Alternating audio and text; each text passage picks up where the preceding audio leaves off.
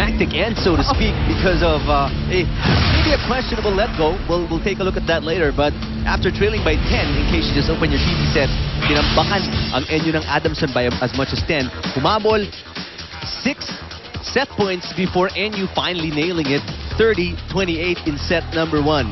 That's right, Eric. Both teams trying to get that first set. Actually, we really thought that the Lady Falcons would walk away and get that set handily. Pero ang NU unti-unti patiently getting point by point. Leading the way was Dindin Santiago and Myla Pablo on their attacks. And Dindin with several aces. And then finally, ang haba nga, no? We ended up 28-30. And that was the last point.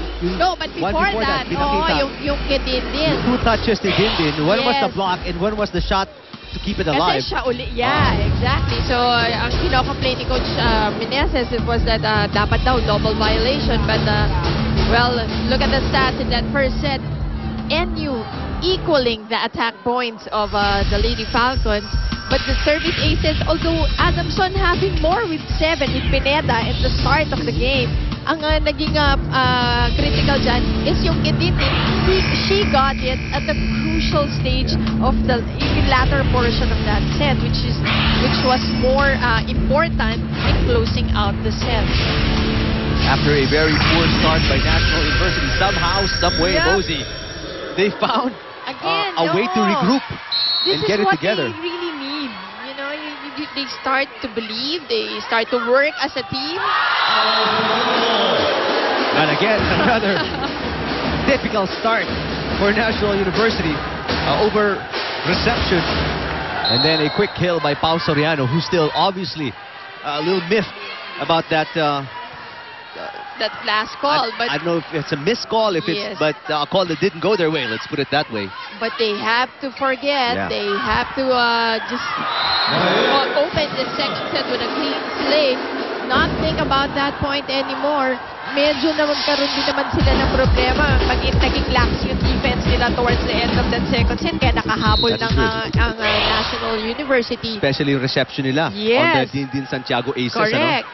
So, actually, series of points yun that they did not correct right on. Diba? So, pinabayaan pa nila eh. So, that was about 3 or 4 points of the same error.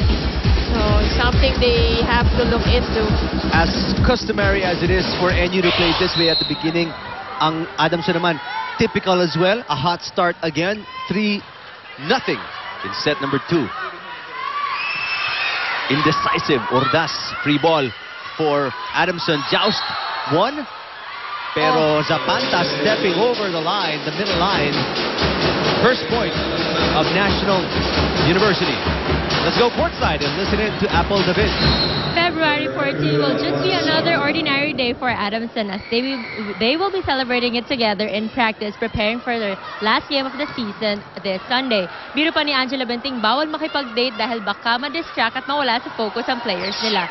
On a more serious note, one of the things that Adamson should do in this game is to not be complacent kahit lumalamang sila. Dapat same level pa rin ang laro at huwag mag-relax, which unfortunately happened in the first set.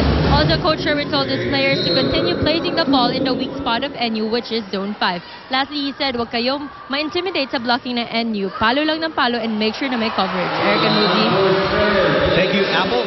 Was it complacency, Mosey, that did them in the first set? Ako, there was a point there because nakita mo na heavy yung service ni Dindin Santiago eh. Alam mo naman, she's one of the better servers. So, nung nagka-error ng una, dapat nag-adjust na kagad yun eh. Pero ako, nagtataka ako that pinabayaan pa nila to have a second, a third, a fourth error. Parang just too much. Even if you were leading by 10, see what happened? Because you can just give the momentum to the opponent. So, yun, nagtuloy-tuloy-tuloy. Tapos kayo, on the other hand, parang you lost it. You parang you weren't able to recover right away. So, ako sa akin, napakalaking factor nun. That's why in volleyball, you really have to address right away. But if there's ever a team that can turn things around and kalimutan yung nangyaring sa first set and move on, that's got to be Adamson. The more pag-usapan natin, yung maturity na Adamson is something else. Correct. That's why they are right now fighting for that second spot in the Final Four for a twice-to-beat advantage versus Ateneo. Parehong importance of the same, no? The same importance. Of course, and you also want to get to that Final Four slot. Pero ang Adamson naman, kanina sabi nga ni na ating courtside report, sinabi nga niya na si Apple, that sabi ni Coach, nandiyan na eh. It's up, na malapit na tayo. We have to get it. We can do it. We can get that second spot. So tama naman siya eh. Yeah. Don't let this opportunity go to waste. Nice block. It stays in. Points for National University as NU making a run much earlier than how they did in set number 1. You know, they're just down by 2 now after being down by as much as 3 points.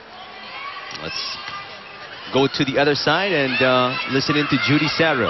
Muntik na tayo doon. Yan ang sabi ni Coach Francis kanina nung timeout.